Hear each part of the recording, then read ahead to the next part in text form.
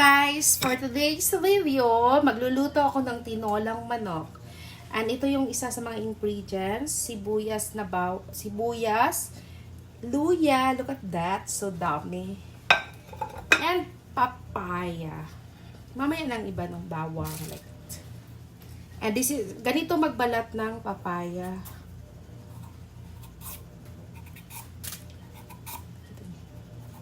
Easy, right? Alam nyo guys, magaling talaga ako magluto.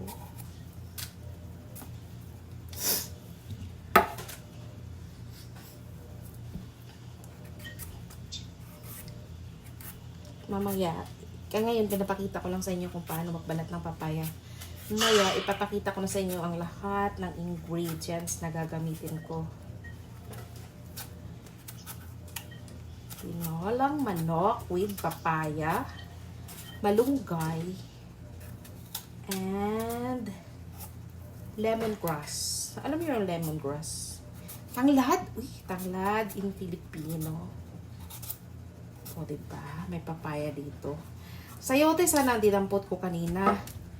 Kaso, yung kay liit-liit na sayote, 13 reals. Tapos, nakita ko tong papaya. Ano lang siya? 2 reals.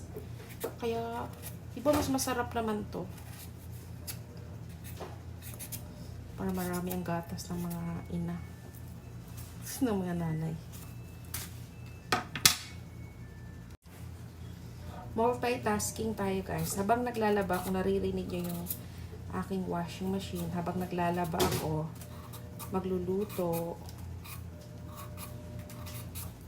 Para may makain kasi bukas may work na.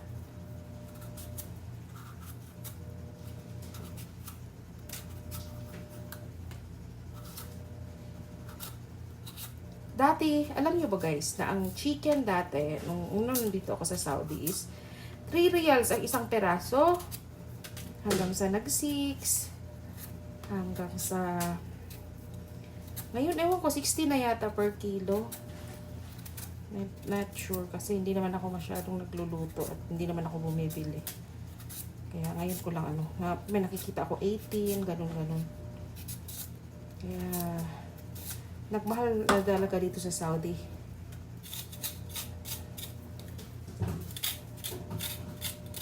Dati ang food allowance namin nung nagtrabaho ako sa Habib is 300. Sobra-sobra na siya guys kasi yung 100 dati makakabili na kami ng sabon. Ang dati yung 4 kilos na Tide, yung tag ano na yata ngayon, tag 30, 14 reals lang yan dati. Hindi ko alam bakit ngayon sobrang mahal na. Bukod sa tax ha, nagmahal siya dahil may tax. Tapos mas ano ba, hindi ko alam guys kung bakit nagmahal siya.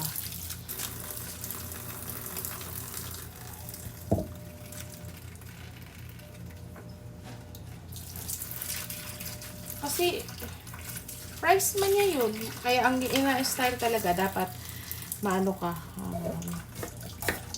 Marunong kang tumiming sa pagbili ng mga sabon. Kasi, dapat pagbili ka ng sabon, yung may sale. Kasi makukuha mo pa rin siya sa murang halaga kahit na ano na siya, kahit na tawag dito mahal na. Kasi madalas man mag-sale, yun ang advantage dito sa Saudi. Madalas nag-sale, kaya yun na lang aabangan mo kahit na nagmahal siya. Pero diba, imagine niyo na na ang manok ang mahal na. Tapos naalala ko dati, parang 8 reals lang per yung pack, yung bigas dati na tapos yung 18 lang yung Royal Umbrella. Yung 38 na siya, parang double pa. Yan yung papaya ko, so beautiful, right?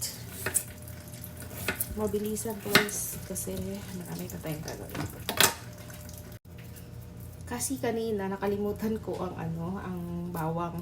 Itong bawang, pag nagluluto ako, inuubos ko talaga itong isang ganito kasi mura man ang bawang dito. Kaya okay lang. Hindi mo titipirin. Alam mo sa Pilipinas, naalala ko nung bata ako. O ewan ko, hanggang ngayon ba kaya sa probinsya lalo? Isang bawang lang. Kasya na. Pero feeling ko, mas masarap siguro ang bawang sa atin. Ewan. Not sure ha, pero or talagang masarap lang dati, no? Nung mga kabataan. Wala, mahirap pala magbalat ng bawang. Dapat daw para matanggal ang mga balat. Oh. Ito yung kaya ayaw ko sa kusina kasi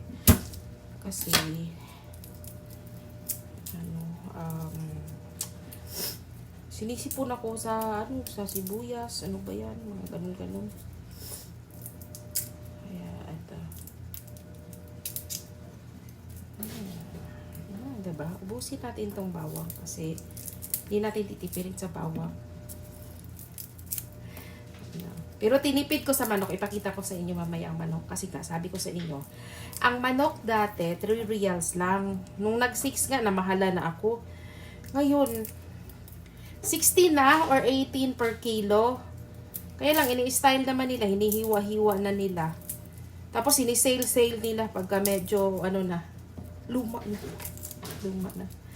O, kasi mga frozen ba. Kaya, yun, sale na siya. Kasi frozen na siya. Ngayon, ang gagawin ko, hihiwain ko to. Tapos, idagdag ko yung mga lemongrass. See, ang bilis lang magluto, diba? This is how I cook tinolang manok with malunggay and papaya. Kasi, hindi lahat dito nakakakain ng papaya na tinola, na nilalagay sa tinola kasi siya, sasadyain mo talaga siya sa Filipino market or sa Lulu meron ganun.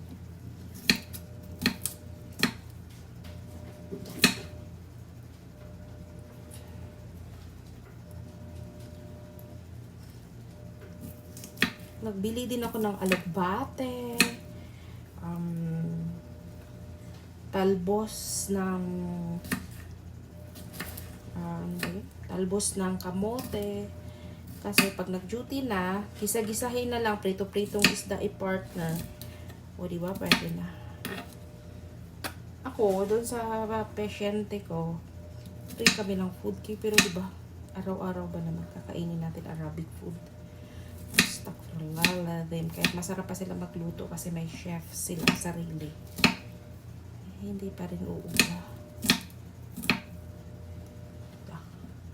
Parang nasugat ako guys. Hindi ko alam ba. Kaya, diba? Sabi ko sa inyo, ayaw ko talaga sa kusina kasi kitchen is not my thing. But what to do?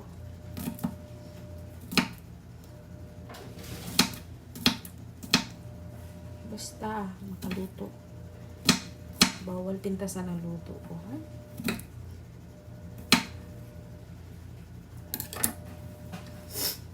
Diba? Isang buong bawang at saka ganito kalaki na luya, ha? Ganito kalaki na luya. Oo, diba? Laban kayo sa luya ko. Ganito kalaki yung hiniwa ko. Tapos ang tanglad ko, ganito. Isang stalk. Isang tangkay lang. Magamit pa natin yung iba. Oo, tama. May tanglad pala doon sa kaso ayun ko gusto magtinola. Kaya need na to antay doon sa work. Magkano nga ito? Reals. Ipakita ko sa inyo yung malunggay ko, ha? Charan! Malunggay is real. 6 reals. It's like 100 pesos. Philippine money. Pero, this is clean daw. Dati, nung maliit ako, ito lang ang pangsahog sa gulay. So, tawag ko dito dati nung maliit ako, paa ng manok. Sa mga Bisaya, makarelate. Ang tawag namin dito is pan. See?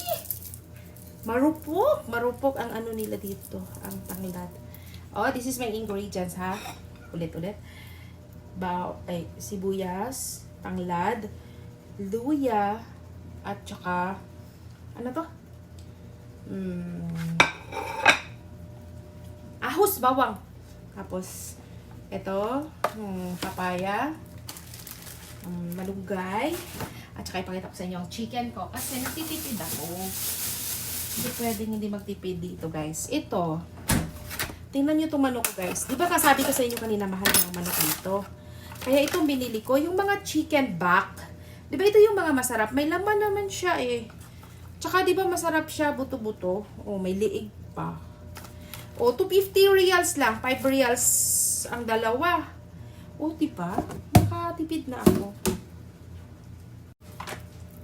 Dito yung nakalagay ang chicken kanina, di ba? Pagka binili mo. Para ano, i-recycle natin to. Ito. Yung lagayan ng chicken. I-recycle natin para may pakinabang. Kasi save the Mother Earth. Tama. Dapat mag-recycle. Reuse. Ano ba yun? Basta reuse, recycle, something ganun. Kasi parami na tayong plastic sa mundo. Sira na si Mother Earth. Mga next generation ang magsasuffer tayo, magsasuffer na tayo, pero wala na yung mga bata. Diba?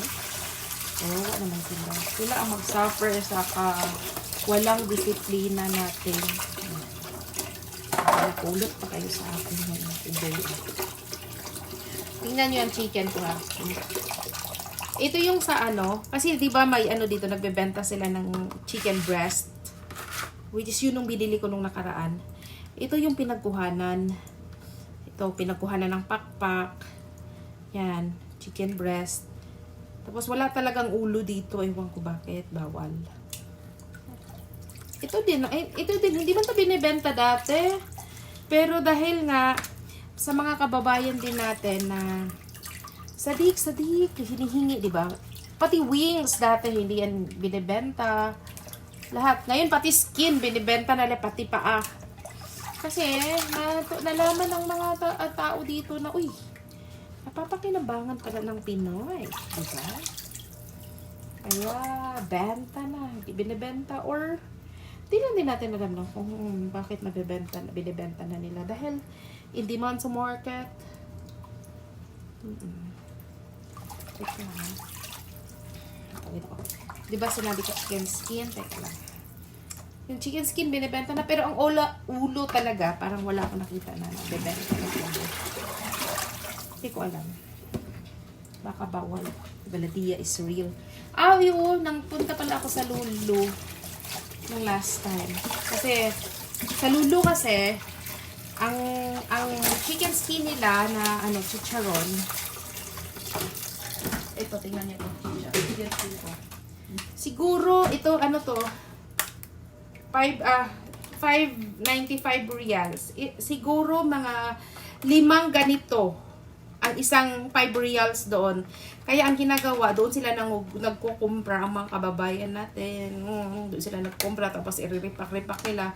Gawin yata nilang 5 or 6 para tubo na nila to. Diba? Ganun. Tapos, ang kagandahan sa Lulu na chicharon, na chicken skin, is fresh talaga siya. Sobrang fresh ang... Kasi, siya ba, yung... Diba, supermarket yun. Ngayon, pagka, ng mga manok, tinanggalan ng skin, lutuin na kaagad. Diba? Kaso, nabaladiya sila. Yung baladiya, yan yung... mga sanitary inspector sa atin. Pero dito, mas strict sila. Talagang, walang aywan ko lang din. Pero parang, takot sila sa baladiya. Hindi dito pwede mag-aksaya ng tubig, like maghugas ng car. Pwede kayong tutulan ng tubig sa buong buhay. Hindi na kayo makakuha ng tubig. Magbili-bili na lang kayo palagi ng tubig. Diba guys? Tapos na. mag-preheating na tayo. Preheating na tayo sa ating ano. Kasi di ba since hindi pa nga ako nakabili ng matinong lutuan. Kaya nabumili muna ako temporary kasi di ba kalimutan lang, ang electric stove. Dito ako magluluto.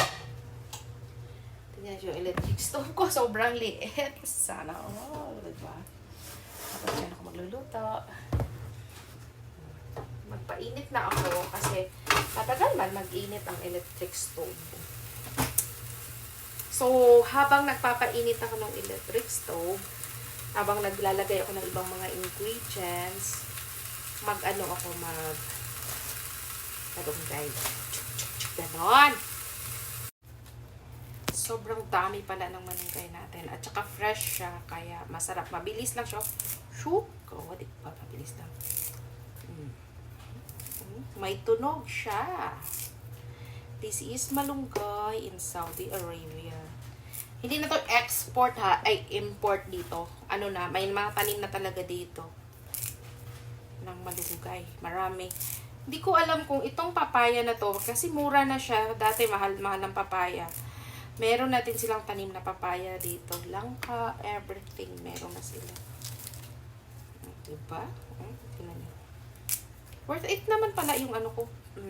Magkano yun? Ilang reals yun? 7 reals, 6 reals na malunggay. Buti na nakita ako. Kasi bihira lang may malunggay na ganito kaganda. Tapos mura. Kasi mahal na siya talaga. Malunggay. Tsaka lulutay-lutay na. Baka kasi Thursday ba ngayon? Ay, Wednesday pa pala. Baka kasi malapit na mag-Friday or what. Or baka talagang sadyang may delivery lang sila na bago. Kaya, at charming. Tingnan nyo. Sanga-sanga siya. Diba? Kasi kamunggay is life. Alam nyo naman, diba, na ang malunggay is the tree of life. Siya, the miracle vegetable. The miracle tree, whatever. Kasi it's very healthy. And kung nasa Pilipinas tayo, di na natin to hingihin lang natin sa kapitbahay. Pero pagka nagsawa ang kapitbahay natin na hinihinga natin ng malunggay, padadalhan ka na ng puno, yung sanga, para sabihin sa'yo na, itanim mo to. Para marami ka rin malunggay. Ayaw na palang mamigay. Ate, parang ganun. Pero kami dati, dami naming malunggay sa probinsya.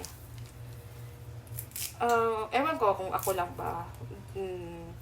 Saka lumaki ako sa sa farm. So healthy pala dati, no?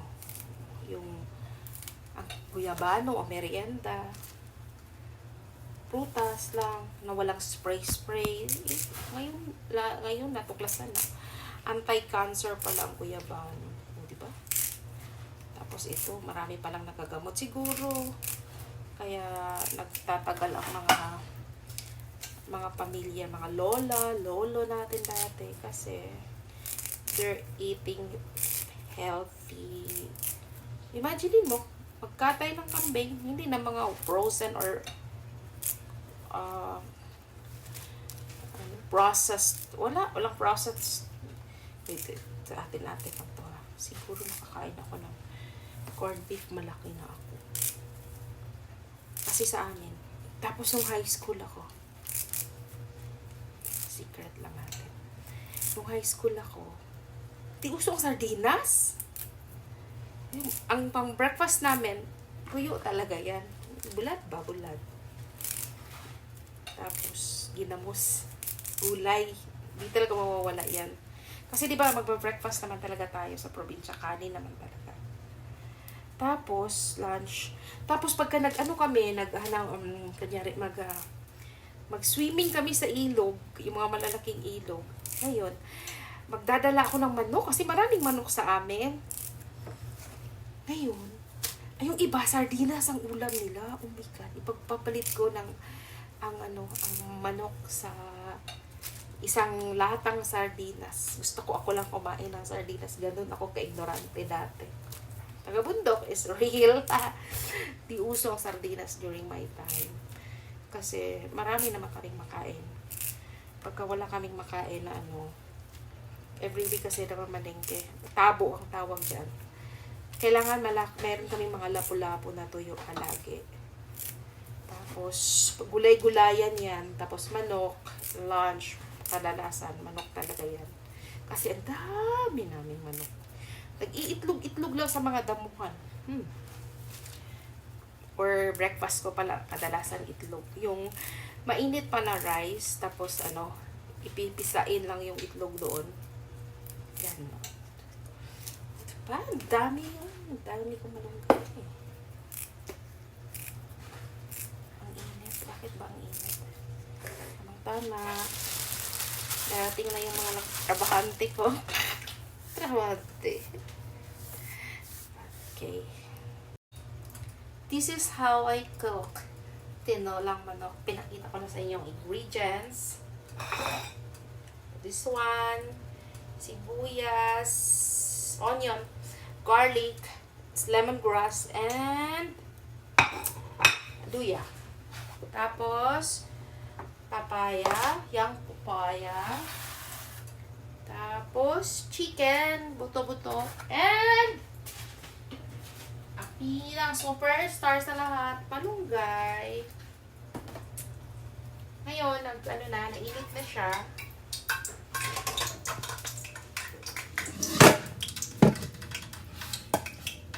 Bear with us. Mainit na ang natin, kawali. So, is it my angle? Parang hindi ko siya angle. Dapat daw. Dapat angle mo ang camera. Angle sa'yo. Unang ilalagay. This is my way. Napakalamanan na. Itong garlic. Bawang.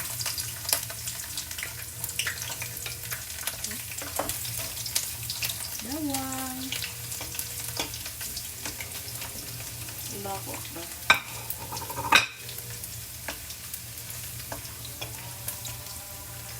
Dapat mag golden brown siya.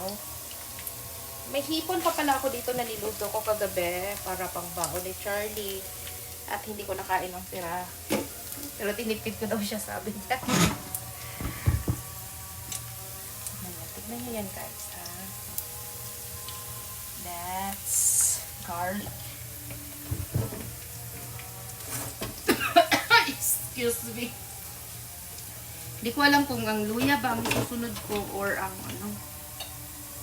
Pero, pacham lang tayo. Pachamba-chamba lang.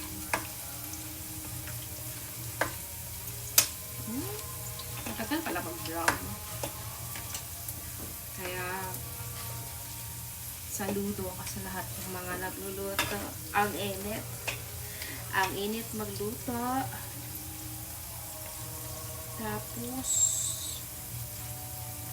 matagal pala matapos.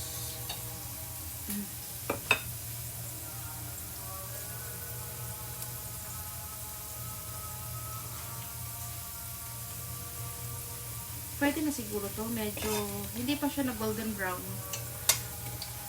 Pero, pwede na. Tapos, ang ilalagay ko is imagine, 3 minutes siya niluto. Oh. Sunod ko ilagay ito.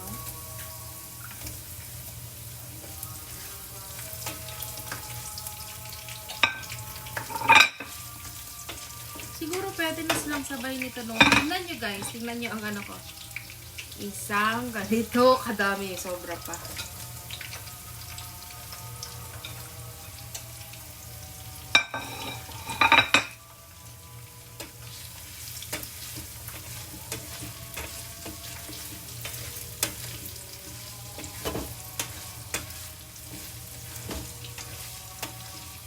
Nakita ko dati sa mama lola ko or kahit sa mama ko pag nagluto siya ng tinola or whatever gulay.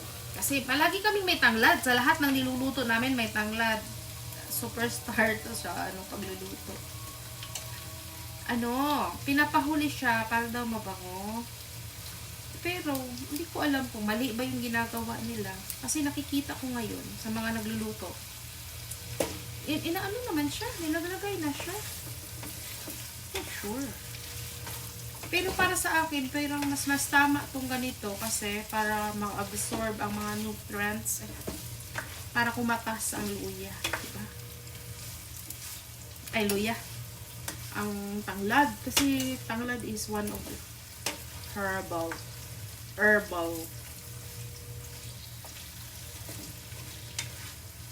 Tayin natin siya. Na medyo maluto-luto siya. Tapos ilagay na natin ang chicken. Ngayon, dahil nalagay ko na ang lahat ng sibuyas, walang kamatis pala. Yung kanina na mga ingredients natin. Medyo, ang bango. Ang sunod kong ilalagay is ang chicken. Chicken is like, ubusin ko na yung lahat ng chicken kasi buto-buto rin naman. Kasi, kuripot ako. 2, 3,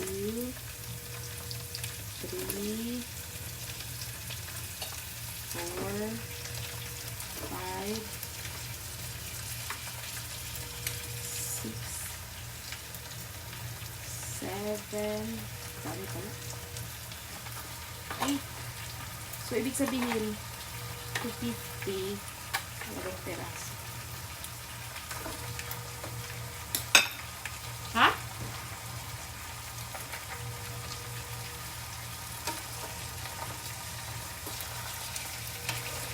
Ha?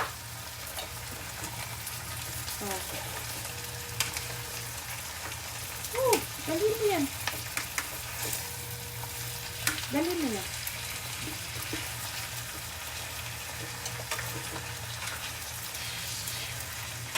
Hay nako! Sabihin mo, magdala siya ng sarili niyang power bank. Sorry, guys. Hello, guys. Tingnan niyo yung tinola ko.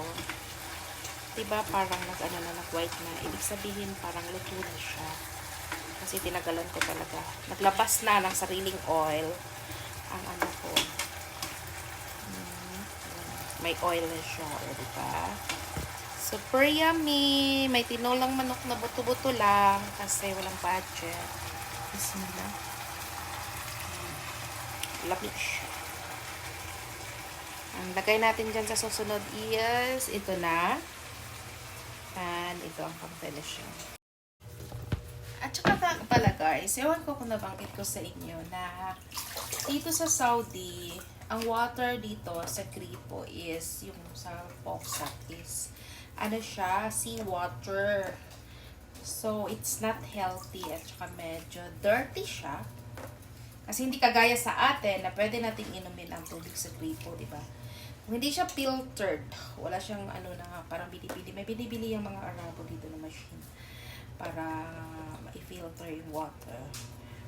Kailangan mong hugasan kaya ang lahat ng lulutuin mo ng mineral water. Kasi natumi siya. Pang good for lang siya, ligo, CR, pati nga pang labas siya, siya, hindi siya, dapat bantayan mo kasi kung hindi, magpasira ang mga damit, especially sa mga puti. Kaya may ganito ako, look at that, ito ang mga mineral water na ito, pangluto siya. Pwede rin inumin, pero kung hira kasi magtimba-timba, diba? Kaya, bilhin na lang ng mga maliliit-liit na water. Tapos, gasin ko siya ng, ito yung mineral water na sinasabi ko. Babanlawan niya talaga ng mineral water. Kasi, para makasiguro ka na malinis. Tsaka, walang asin-asin. Kasi, diba, seawater. Delikado. Mommy Bella is here. Lalambing. Nilagay ko na ang papaya, guys. Tingnan niyo yung papaya. Si Mommy Bella. Bago kasi siya panganak kaya hinayaan ko siya. Mami, gusto niya ng hipon siguro. Mami Bella is special kasi pinulot ko lang siya sa kalye. Wala siyang breed. Kung pa sa atin pa, ano siya, post-pin. Pero, di ba kung alam niyo yung si Antonio, si Batman ko, ano yun siya, sobrang spoiled dati, nangangagat. Pero, Mami Bella change Antonio. Kaya, sobrang special. At saka, sobrang love ko to. May bago na naman siyang baby. 5 peraso.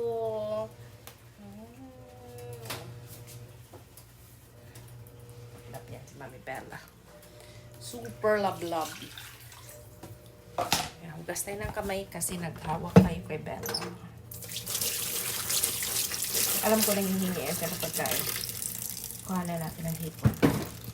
Mami! Come here. Do you want food?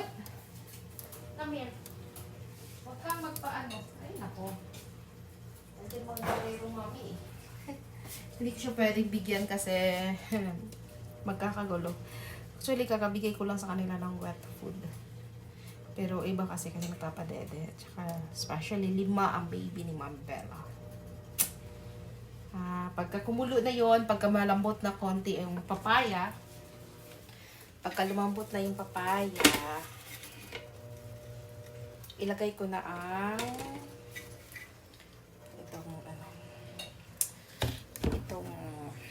anong tawag dito?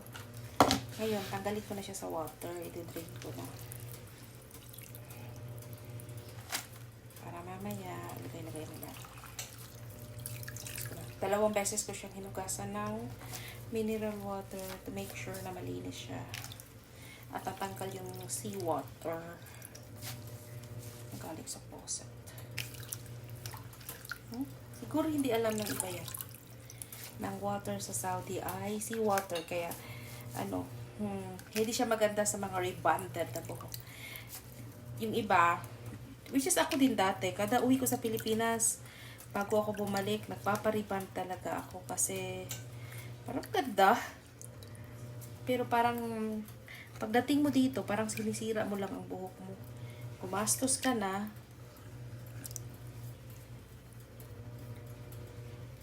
Dito, kasi nagpariband ako nung nakaraan kasi di ba alam nyo naman nakulot ako. Siya, anong tawag dito, pariband ako. Ang gastos siya sa sa conditioner, which is kahit naman sa Pilipinas, pero dito kailangan ko pang magbanlaw ng mineral water, kahit 1 bottle ng mineral water. Kasi nga yung buko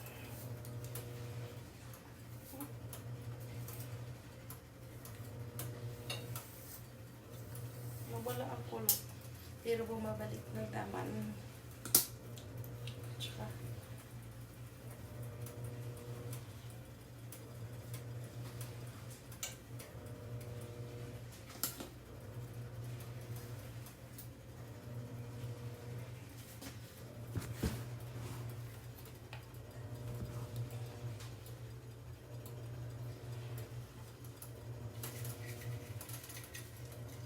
Hindi ko alam kung mabilis ba lumambot. Pero nagkulo-kulo na siya.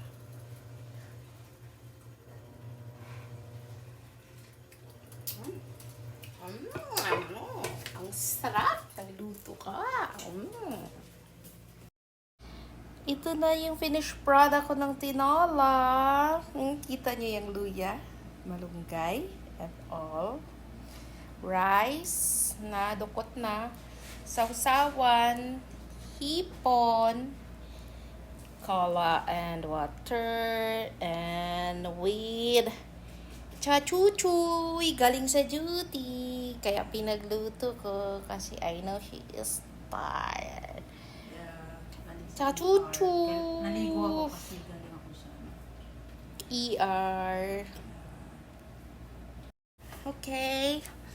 Lagay mo na dito na sa side lahat.